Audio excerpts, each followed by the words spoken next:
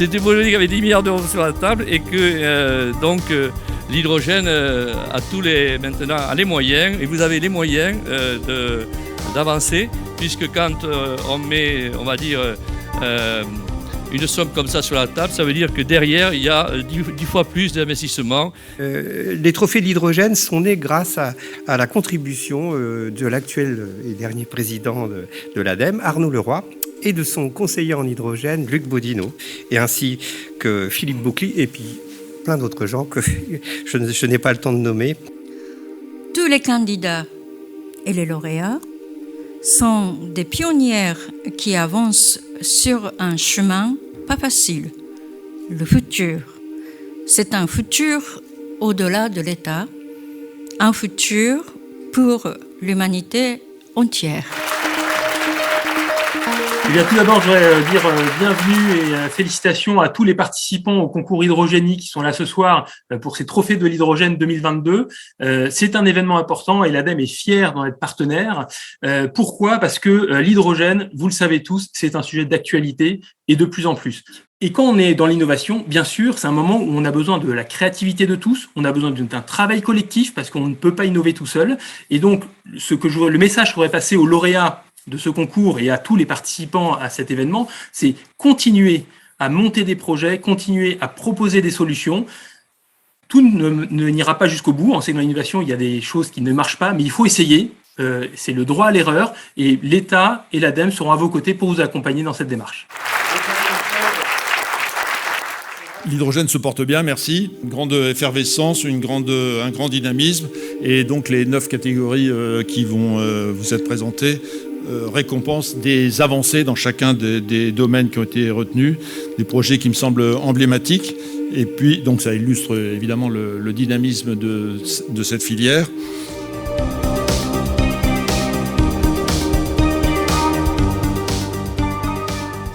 Et moi, je suis encore un artiste, mais vous changez le destin des hommes et l'humanité avec. Et merci à vous que vous avez injecté l'art et la culture, l'éducation, la communication dans vos projets.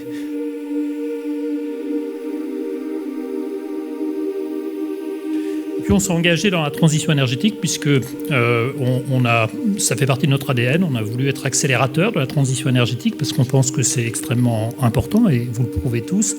Et alors ce lien avec les artistes, en fait, ça fait partie aussi de notre ADN. En fait, nous, on considère que l'avenir, il sera construit par l'ensemble de la collectivité que nous formons, nous entreprises, mais aussi au travers des idées des artistes et l'inspiration en fait que vous dégagez au travers de votre regard sur l'énergie, c'est ce qui permet à tous nos mondes de s'enrichir. Voilà.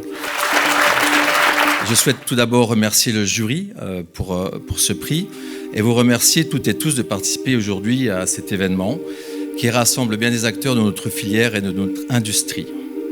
Je dédie enfin et surtout ce prix à nos enfants et aux enfants de nos enfants, à qui nous devons laisser une planète vivable et plus propre. Nous avons engagé la transition énergétique de nos véhicules avec la conversion au moteur électrique et désormais hydrogène dès 2014. Nous sommes engagés pour cela dans un processus d'innovation, un processus générateur d'une immense valeur alors que le marché du transport représente pas moins de 10% du PIB mondial. Les efforts que nous avons consentis très tôt en faveur du développement de véhicules à hydrogène nous ont ainsi permis, en ce début d'année, de participer avec un camion à hydrogène en première mondiale au rallye Dakar, en Arabie Saoudite. C'est le H2 Racing Truck, c'est le nom qui a été donné à ce camion. Et c'est le camion hydrogène le plus puissant jamais construit. Mais le business model de Gaussin, c'est aussi une activité de licence en pleine expansion afin d'accélérer le déploiement de notre technologie à l'échelle mondiale. Enfin, le groupe Gaussin, c'est une présence internationale, en Amérique du Nord, au Moyen-Orient et en Asie notamment, qui nous protège grandement des soubresauts géopolitiques régionaux. Fort de tous ces atouts, le groupe Gossin vise à doubler son chiffre d'affaires et revenus de licence en 2023. L'hydrogène est une énergie prometteuse et représente, soyons-en sûrs, une solution aux enjeux auxquels nous devons faire face. Je suis fier de contribuer avec vous à son développement et vous donne rendez-vous pour que l'on construise ensemble ce secteur clé du monde de demain. Une fierté et une récompense avant tout pour les équipes du groupe Gossin qui travaillent durement et qui sont récompensées de leur effort. C'est aussi l'accomplissement d'années de transformation de l'entreprise Gossin, qui est un groupe coté en bourse, au départ familial, et qui a décidé d'arrêter en 2014 les véhicules diesel.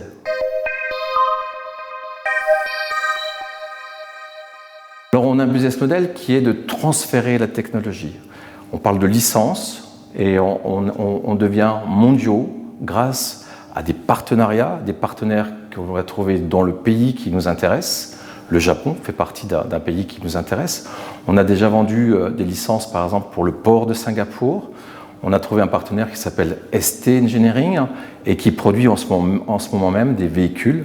On appelle ça des AGV, Automotive Guided Vehicle, très innovants, complètement autonomes et complètement électriques, avec un potentiel de 3000 véhicules donc AGV portuaires sur les 10 ans à venir. La robustesse et la fiabilité des matériels sont clés. On arrive à atteindre des 99,5% de ratio de disponibilité sur nos matériels. À Singapour, il y a des fabricants de batteries. On intègre ces batteries, on est agnostique, c'est-à-dire qu'on n'a pas de préférence spécifique auprès de partenaires pour les batteries, mais c'est aussi le cas pour les fuel cells, pour les piles à combustible. Donc de pouvoir petit à petit intégrer ces composants dans nos machines. Et ça revient aussi à dire d'éviter de transporter. Vous savez, dans nos véhicules, c'est entre 10 et 15% du prix le transport inutile de véhicules. Faire du Made in Singapour, faire du Made in Japan ou Made in Korea fait encore plus de sens sur l'ensemble du continent. Donc on a déjà toute une gamme existante sur, encore une fois, les terminaux portuaires, les centres logistiques. C'est vraiment notre target, les véhicules 38 tonnes, 75 tonnes. Et là, il y a une accélération. On l'avait déjà senti avec le Covid, une accélération de tout dispositif où on sent que l'être humain est plus mis au centre de l'échiquier, plus d'importance par rapport à la lutte contre le dérèglement climatique. Il y a une accélération de l'ensemble des acteurs qui sont poussés aussi par les grands groupes qui veulent se verdir. Et on sent aussi que ça donne au niveau économique une accélération. C'est cette valeur qu'on appelle créatrice, l'innovation qui d'un côté va quelque part destructrice parce qu'on est en train de changer de business model, mais à créer un nouveau business model qui s'établit sur du zéro émission ou décarbonisation. Nous on parle de zéro émission parce que de nos véhicules ne sort plus aucun bruit et surtout aucune pollution qui est un élément clé. Donc on est convaincu, et pour terminer sur cette question, que ça va déjà se passer avant tout en activité privée, sur les ports, sur les centres logistiques, et qu'ensuite, petit à petit, ça ira sur la route.